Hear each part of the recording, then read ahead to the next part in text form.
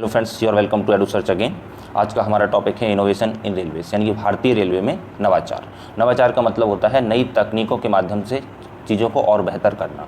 जैसे कि एग्जांपल हम एक ले लेते हैं, मोबाइल फ़ोन है आपका, ठीक है। मोबाइल फ़ोन है तो मोबाइल फ़ोन में स्टार्टिंग में कीपैड था, बट बाद में उसमें इनोवेशन होता गया और नई नई चीज़ें उसमें बढ़ती गई।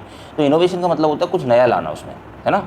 जैसे कि आपने कुछ ऐसी चीज़ बना दी, कोई टेक्नोलॉजी बना दी जिससे जो हमारे विकलांग लोग हैं वो आसानी से कहीं मूव कर सके। आपने ऐसी साइकिल बना दी, है ना। इसी तरीके से आपने मान लो कुछ ऐसी कार बना दी जो उनके लिए फ्रेंडली है। तो इस तरीके का कोई भी काम करना जो कि एक नई चीज़ लेके आए, बिल्कुल, है ना, हट के उसमें सुधार हो, तो वो इनोवेशन कहलाता है। तो अब हम आगे बढ़ते हैं, क्यों है न्यूज़ में रहने का कारण है कि भारतीय रेलवे अभी हाल ही में इंडियन रेलवे इनोवेशन पॉलिसी लेके आई है, जिसमें क्या किया जाएगा कि जो भी इनोवेशंस हैं उनको फंड किया जाएगा, उनको पैसा दिया जाएगा, जिससे कि उनको मोटिवेशन मिल सके और वो काम कर सकें। तो सबसे पहले हम इस टॉपिक में आगे जाने से इंडियन रेलवेज के बारे में देख लेते हैं कि भारतीय रेलवेज के बारे में इसमें क्या इन्फॉर्मेशन दे रखी है। तो पहला यहाँ पर बता रखा है आपको कि this is the 4th largest railway network in the world. Size के हिसाब से अगर देखा जाए तो भारतीय रेलवे जो है वो दुनिया का चौथा सबसे बड़ा रेलवे नेटवर्क है। इनकी जो मालगाड़ी होती हैं वो 9,000 से ज़्यादा और पैसेंजर ट्रेन 13,000 से ज़्यादा चलती हैं, जो कि एक बहुत बड़ा नंबर है। अब उसके बाद आगे बता रखा है to account for 40% of the total global share of rail activity by 2050। तो इतने बढ़ने की संभावना है 2050 तक कि टोटल जो रेलवे शेयर है जो लोगों को ले जा रहे हैं उसका 40% केवल इंडियन रेलवे शेयर करेगा। तो ये बहुत बड़ी बात होगी। देखते हैं क्या होता है आगे। It is divided into 17 zones. अभी हाल में एक जोन बना है, पहले 16 थे, अब कितने 17 जोन हो गए हैं। तो ये इन्फॉर्मेशन, उसके बाद इसको रेलवे बोर्ड जो है वो हेड करता है, और रेलवे बोर्ड का जो चेयरमैन होता है ना, तो ये वो इसका हेड होता है कि वो चेयर करता है। तो ये इसके बारे में इन्फॉर्मेशन दे रखी है। अब हम अपने टॉपिक की तरफ चलते हैं। टॉपिक में क्या बता रखा है आपको कि highlights of Indian railway innovation policy. पहला है Indian railway will invest in startups. Indian railway क्या करेगी, इन्वेस्टमेंट करेगी अप टू 1.5 करोड़ तक का। कोई भी इनोवेशन है उसके लिए 1.5 करोड़ तक का इन्वेस्टमेंट करेगी और उनसे डायरेक्टली खरीद लेगी। भाई बीच में कोई नहीं आएगा।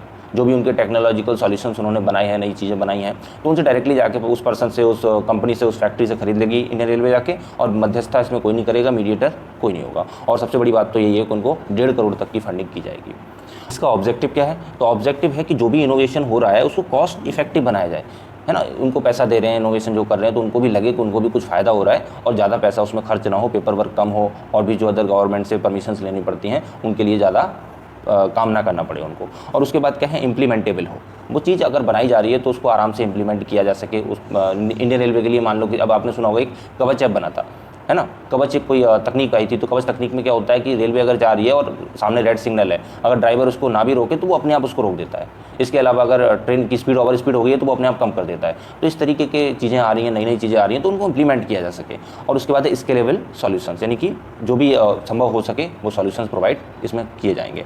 अब क्वालिटी है, जैसे, है ना, कि भाई कोई आपने प्रोडक्ट बनाया है इंडियन रेलवे के लिए, इंडियन रेलवे की अपनी खुद की क्वालिटी है, तो वो क्वालिटी बढ़ सके और रिलायबिलिटी, लोगों का विश्वास बढ़ सके भारतीय रेलवे की तरफ, और मेंटेनेबिलिटी, और जो मेंटेनेंस है उसका वो भी प्रॉपर तरीके से हो सके, यानी कि जो इंडियन रेलवे के इशूज़ हैं वो दूर हो सकें, मुद्दे दूर हो सकें। अब उसके बाद क्या है, leverage new innovative technologies for improving operational efficiency and safety of Indian railway. तो ये तो सीधी सी बात है। कई उसकी ऑपरेशन, अभी भी लोग डरते हैं। जो जनरल बोगी होती है उसमें अगर उनको टिकट, मान लो रिजर्वेशन किसी का नहीं हुआ और जनरल बोगी से जाना है, तो लोग डरते हैं उसमें बैठने में, क्योंकि इतनी ज़्यादा भीड़ होती है। कहीं कुछ आए दिन घटनाएं देखने को मिलती हैं, सुनने को मिलती हैं कि भाई यहाँ पे रेलवे का एक्सीडेंट हो गया, यहाँ ट्रैक से उतर गई।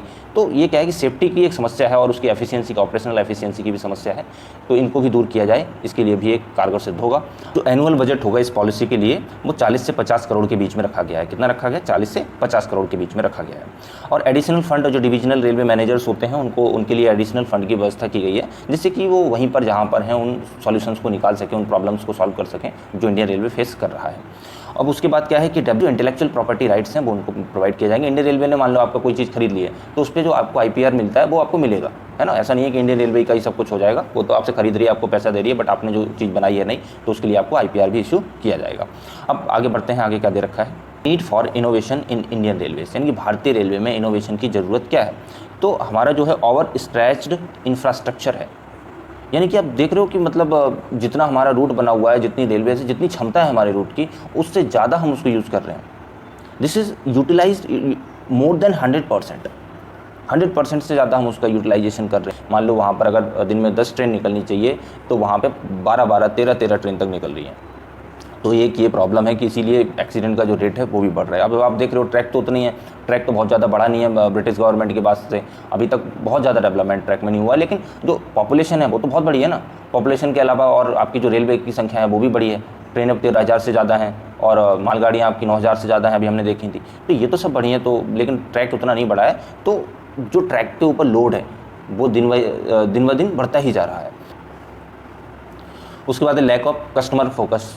भाई कस्टमर पे ज़्यादा फोकस, भाई सीधी सी बात है, जब इतनी ज़्यादा संख्या में लोग वहाँ ट्रैवल कर रहे हैं और ट्रेनें जो हैं वो कम हैं, इसके अलावा ट्रैक की जो व्यवस्था है वो सही नहीं है, तो कस्टमर सर्विस पे कौन ज़्यादा ध्यान देता है। ये तो फैक्ट है। जहाँ पर बहुत ज़्यादा लोग जाएंगे, आप किसी प्राइवेट जगह पे चले जाएं या किसी गवर्नमेंट जगह पे चले जाएं जहाँ पर बहुत भीड़ लगती हो, तो वहाँ पर फैसिलिटीज़ अच्छी नहीं होती हैं। तो यहाँ पर भी कुछ ऐसा ही है। तो सफाई नहीं है ना, पंक्चुअलिटी ऑफ सर्विसेज नहीं है, सेफ्टी नहीं है, क्वालिटी ऑफ टर्मिनल्स नहीं है, capacity of trains, quality of food वगैरह, मतलब ये पैसेंजर्स के लिए जो भी होता है ना, ये सब नहीं है। आप कस्टमर केयर को रेलवे में फ़ोन करते रहो, आप उसको लगाते रहो, वो आपको पहले तो उठाएगा नहीं, और मान लो उठा भी लेगा तो फिर वो ऐसे घुमा फिरा के बात करेगा और आपकी बात पूरी नहीं सुनेगा कहीं। मतलब एक सर्विस अगर देखा जाए ना तो सर्विस बेहतर नहीं है जो होनी चाहिए।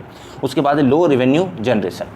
तो जो रेवेन्यू जनरेशन है वो तो कम है, क्योंकि अब 98% तो उसी में लग जाता है टोटल का जितना भी है। जैसे मान लो ट्रेन जा रही है, ट्रेन में उनको 100 रुपये मिले, मान लो कमाए उन्होंने, तो 100 रुपये में से 98 रुपीज़ तो उनके उसी में लग जाते हैं पैसेंजर ट्रेन में खर्चे में, बचे 2 रुपये। तो 2 रुपये से भाई बचे रहे हैं तो वो क्या लगाएंगे उसमें।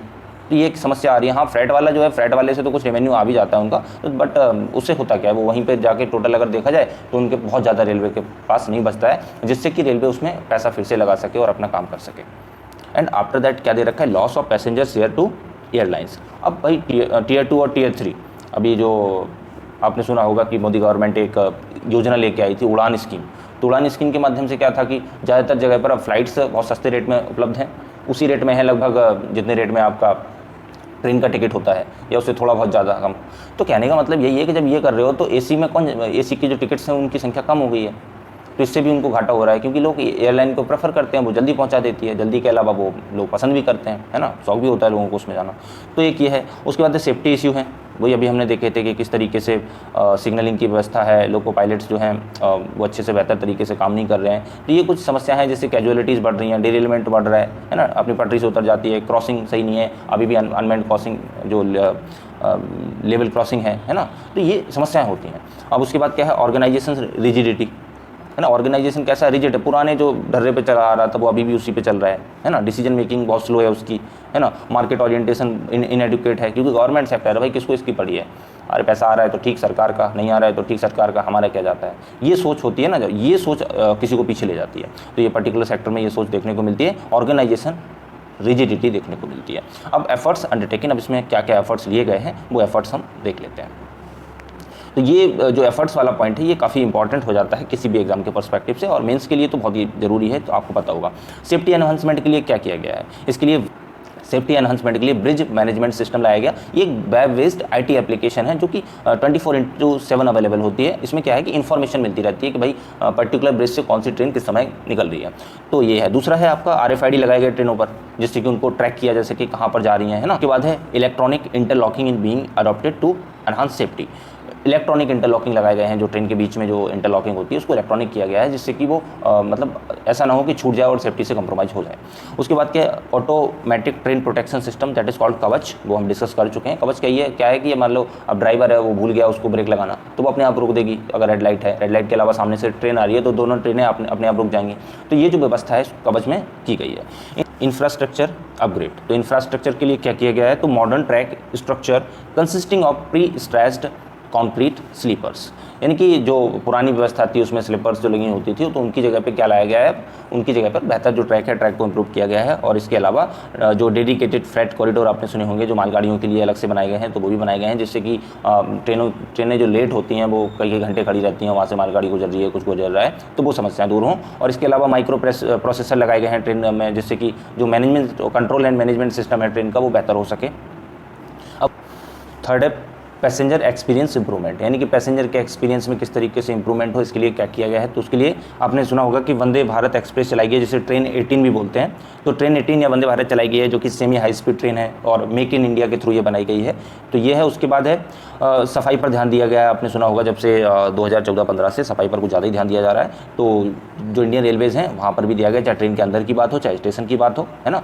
तो वहाँ पर बायो टॉयलेट्स का लगाना, वहाँ पर टाइम टाइम पे झाड़ू लगाना, है ना, और सैनिटाइज़ करना कोविड के टाइम पे, तो ये सब भी किया जा रहा है। तो जिससे भी जो पैसेंजर्स हैं उनका एक्सपीरियंस अच्छा हो रहा है। सेफ्टी इंफॉर्मेशन मैनेजमेंट सिस्टम, यानी कि अगर कोई दुर्घटना हो रही है, कुछ हो रही है, तो ये इसके थ्रू सारा मैनेज किया जाता है, सब कुछ पता चल जाता है, इन्फॉर्मेशन मिल जाती है कि यहाँ पर ये समस्या है। ऑर्गेनाइजेशनल कैपेबिलिटी एनहांसमेंट, यानी कि इसके लिए क्या किया गया है। तो नेशनल मोनेटाइजेशन पाइपलाइन लाई गई है। इसके थ्रू क्या है कि जो कॉरपोरेट जगत है वो यहाँ पर आए और इंडियन रेलवेज़ को चलाए और जो भी फंडिंग की जा सकती है उसमें फंडिंग करें। वो आपने सुना होगा कि अभी जैसे आप सिविल सर्विसेज का एग्जाम देते हो तो उसमें अलग अलग रेलवे की सर्विसेज हैं, उनमें आप फिल करते हो, बट अब ऐसा नहीं है। अब इसके लिए एक ही सर्विस बना दी जाएगी, that will be Indian railway management service, है ना। अब यहाँ पर आपको यहाँ पर ब्लॉक में कुछ इन्फॉर्मेशन दे रखी है कि बैरियर्स टू इनोवेशन, यानी कि इनोवेशन के सामने समस्याएं क्या हैं, बैरियर्स क्या हैं। मतलब जो डेटा है, डेटा वो फ्रैगमेंटेड है, अलग अलग बटा हुआ है, एक जगह पर यूनिफाइड नहीं है, जिससे कि जो पॉलिसी बनाना हो या रेलवे में कुछ सुधार करना हो, रेलवे के बारे में जानना हो, तो वो वहाँ पर नहीं जान पाते हैं। एक ये प्रॉब्लम बता रखी है। दूसरा इनोवेशन के सामने चुनौती है कि रेलवे फाइनेंसिस विद ओवरनाइट, वो अभी आपको बताया था कि जो उसकी ऑपरेटिंग रेशो है, उसका ऑपरेटिंग रेशो कितना है, 98% है, यानी कि जितना भी उसको चलाने में खर्चा हो रहा है तो पैसेंजर से उसका केवल 98% ही मिलता है। कि जो प्रोक्योरमेंट फ्रेमवर्क है वो उद्योगपति हैं, जो एंटरप्रेन्योर्स हैं, उद्यमी हैं, उनके लिए ठीक नहीं है। जो रेलवे का कल्चर है वो इनोवेशन को बढ़ावा देने के लिए ठीक नहीं है, उसके लिए रेसिस्टेंट है। तो एक ये भी समस्या है। अब यहाँ पर आपको बता रखा है कि what can be done to create a larger innovation ecosystem in India, तो ऐसा क्या किया जा सकता है। तो इसमें ensure greater private sector participation, तो जो पीपीपी मॉडल है उसके तहत हमारे सिलेबस में भी है, तो पीपीपी मॉडल को लाया जा सकता है, यानी कि प्राइवेट सेक्टर के पार्टिसिपेशन को बढ़ावा दिया जा सकता है। तो प्राइवेट सेक्टर क्या है कि एक तो फंडिंग को लेकर आता है, फंडिंग के अलावा उसको उसके काम में एफिशिएंसी होती है, एफिशिएंसी के अलावा उसके पास एक्सपर्टीज़ होती है, नॉलेज लेके आता है, तो इसको भी बढ़ावा दिया जाना चाहिए। दूसरा क्या है, ईजिंग ऑर्गेनाइजेशनल रिजिडिटी, यानी कि अभी जो भाई हमारा भारत सरकार ही चलाएगी, इसको इंडियन गवर्नमेंट ही चलाएगी, प्राइवेट सेक्टर इसमें नहीं आएगा, तो इस तरीके की जो सख्ती है उससे थोड़ा ढीला किया जाए और जो प्राइवेट सेक्टर है उसको उसमें लाया जाए, जिससे कि बेहतर तरीके से काम किया जा सके और अच्छी नई नई टेक्नोलॉजी आ जाए और जो ओवरसीज़ मार्केट है इसमें इन्वेस्टमेंट आए और इंडियन रेलवे आगे बढ़ सके।